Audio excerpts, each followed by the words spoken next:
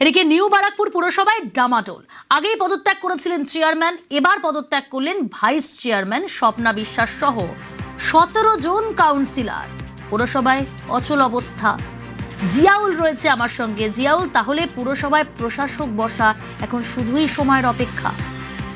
একদম, দেখো, নিউ বারাকপুর পুরসভার মোট 20টি আসন ওয়ার্ড, তার মধ্যে কিন্তু ইতিমধ্যে পৌরসভার যে চেয়ারম্যান তিনি কিন্তু আগে পদত্যাগ করেছেন। আজকে কিন্তু নতুন করে যে ভাইস চেয়ারম্যান স্বপ্না মজুমদার তিনি যেমন পদত্যাগ করলেন আরো প্রায় 17 কাউন্সিলর।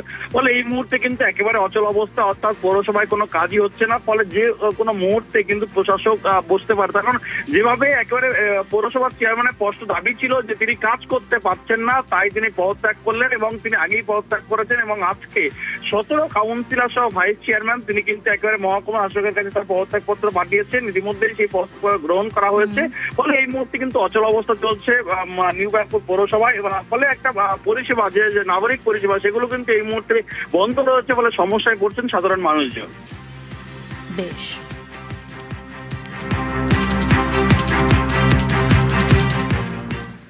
তোলাবাজির প্রতিবাদ করায় বিজেপি কর্মীকে মার। ছবি দেখাই আপনাদের। বিজেপির নাম করে তোলাবাজির অভিযোগ আর প্রতিবাদ করেছেন বলে আক্রান্ত হতে হলো বিজেপি কর্মীকে। ছবি দেখুন, সেই ভাইরাল ভিডিও। ঠিকাদার সহ অনেকের থেকেই তোলাবাজির অভিযোগ, প্রতিবাদ করায় আক্রান্ত বিজেপি কর্মী। দক্ষিণ 24 পরগনার রামনগরের ঘটনা। দল বল এসে সেখানে মারধর করা হয় সেই বিজেপি কর্মীকে, কারণ প্রতিবাদ করেছেন তোলাবাজি। প্রতিবাদ করায় আক্রান্ত হতে হলো তাকে। আনিসুদ্দিন রয়েছে। আনিসুদ্দিন, যারা মারধর করলো তাদের বিরুদ্ধে পুলিশ কি ব্যবস্থা নিয়েছে? এখনো পর্যন্ত এই ঘটনায় রামনগর থানায় অভিযোগ দায়ের করা হয়েছে এমনটাই জানা যাচ্ছে, যেটা গতকাল রাতেই একেবারেই যে রামনগর থানার কলাতলাহাট এলাকা রয়েছে সেখানেই এই ঘটনাটি ঘটে। মূলত যেটা অভিযোগ, এলাকারই অর্থাৎ গোপালপুর এলাকার বাসিন্দা সিন্টু মণ্ডল, তিনি এলাকার বিভিন্ন যারা ব্যবসায়ী ছিলেন, যেমন কলকার যে সমস্ত কারখানা, সেই কারখানায় যারা গাড়ি প্রদান করেন, গাড়ি পরিষেবা দেন, তাদের থেকে তোলার টাকা চেয়েছিলেন। এ নিয়েই এলাকারই বিজেপি কর্মী প্রশান্ত মণ্ডল তিনি এক প্রতিবাদ করেন এবং এই ঘটনার পর গতকাল রাতেই সিন্টু মণ্ডল তার দলবল নিয়ে চড়াও হয় এবং বেধড়ক মারধর করা হয় প্রশান্ত মণ্ডলকে। ঘটনার পর তাকে উদ্ধার করে ডায়মন্ড হারবার হাসপাতালে ভর্তি করা হয়। বর্তমানে হাসপাতালে চিকিৎসাধীন রয়েছে প্রশান্ত মণ্ডল। তবে এই ঘটনায় অভিযোগ করা হয়েছে রামনগর থানায় এবং ঘটনার তদন্ত শুরু করেছে রামনগর থানার পুলিশ। বেশ। আজকে ঠিক সন্ধ্যা 8টা 10 নাগাদ অ্যাপ্রক্স কিছু তৃণমূল আশ্রিত দুষ্কৃতী, যারা রাত 12টার পরে মানে 4 তারিখে যারা বিজেপি সেই আশ্রিত দুষ্কৃতীরা আতর্কিত আক্রমণ করে ডাক্তারবাবুর ভাই সুশান্ত মণ্ডলকে ইনজিওর করে ভালো রকম আঘাত হয়েছে। ওদের কাছে লাঠি ছিল এবং ওরা তো মারার প্ল্যান নিয়ে গেছিলো, একদম মেরে ফেলার প্ল্যান করে গেছিলো। ওদের হাতে বালা আছে দাদা, মারামারি করলে যে বালা থাকে এই বালাগুলো, হ্যাঁ পঞ্চা এগুলো ছিল। তারপরে হচ্ছে চারিদিকে খবর হয়ে যায়, সিআরপিএফ চলে আসে। এবার আমাদের বিজেপি কর্মীরা সব এসে উদ্ধার করে, নাহলে ওনাকে প্রাণে মেরে দিত। নমস্কার, সন্ধ্যে 7টায় আমি অয়ন। মমতা বন্দ্যোপাধ্যায়ের তৃণমূলের কাছে বড় ধাক্কা। ঋতব্রত বন্দ্যোপাধ্যায় বিরোধী দলনেতা এবং এই ঋতব্রত বন্দ্যোপাধ্যায়ের বিরোধী দলনেতাতে সিলমোহর দিলেও হাইকোর্ট সিলমোহর দিল। শোভনদেব চট্টোপাধ্যায় ধাক্কা খেলেন। শোভনদেব চট্টোপাধ্যায়ের করা মামলায় হাইকোর্ট ঋতব্রত বন্দ্যোপাধ্যায়কেই সিলমোহর দিল, অর্থাৎ বিরোধী দলনেতা ঋতব্রত বন্দ্যোপাধ্যায়ের। সরাসরি চলে যাব কমলিকা সেনগুপ্তর কাছে। কমলিকা বলবে যে এই যে আজকে মমতা বন্দ্যোপাধ্যায় ধাক্কাটা খেলেন, সত্যি কতটা চাপে মমতা বন্দ্যোপাধ্যায়?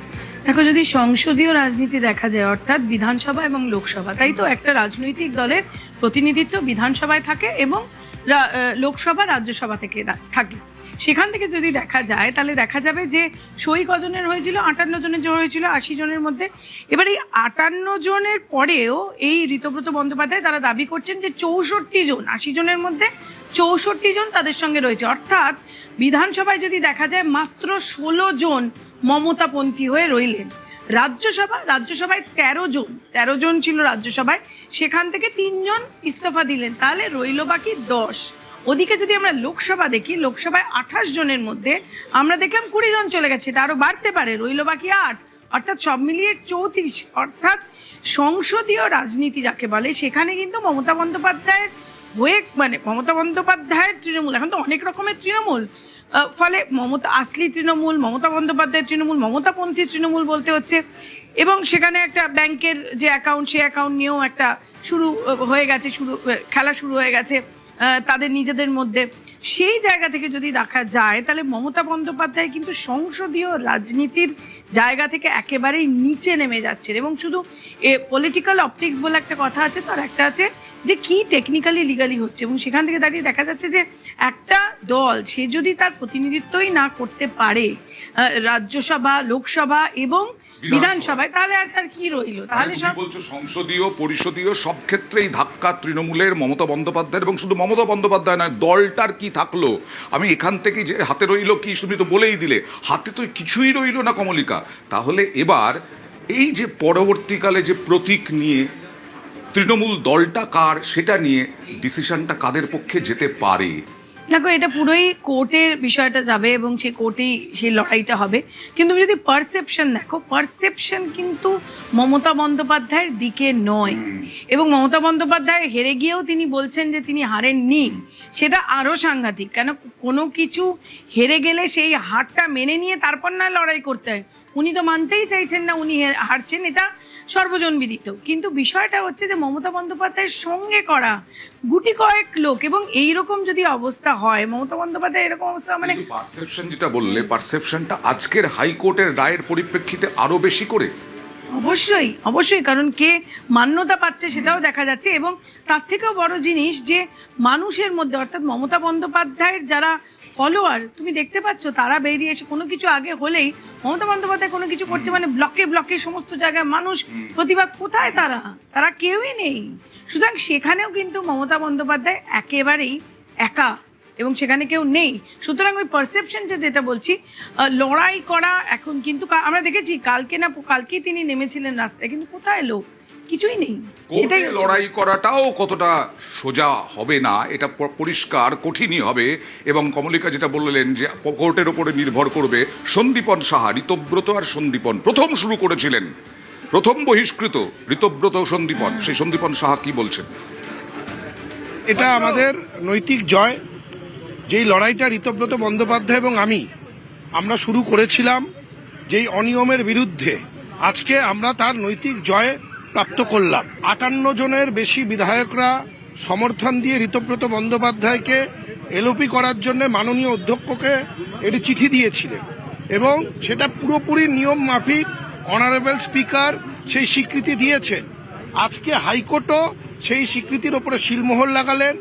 আমরা যেই কাজটা করেছি সেটা সম্পূর্ণ আইন মেনে করা এবং এটা আমাদের নৈতিক জয়। আমরা যেই উদ্দেশ্য নিয়ে এই ব্লকটাকে তৈরি করেছি, যেটা প্রিন্সিপাল অপোজিশন, আমরা সেটাকে নিয়ে এগিয়ে যাব। আমাদের যেই দায়িত্ব, মানুষের প্রতি যেই দায়বদ্ধতা, আমরা সেটা পালন করার জন্য যা যা করার আমরা সম্পূর্ণভাবে করব।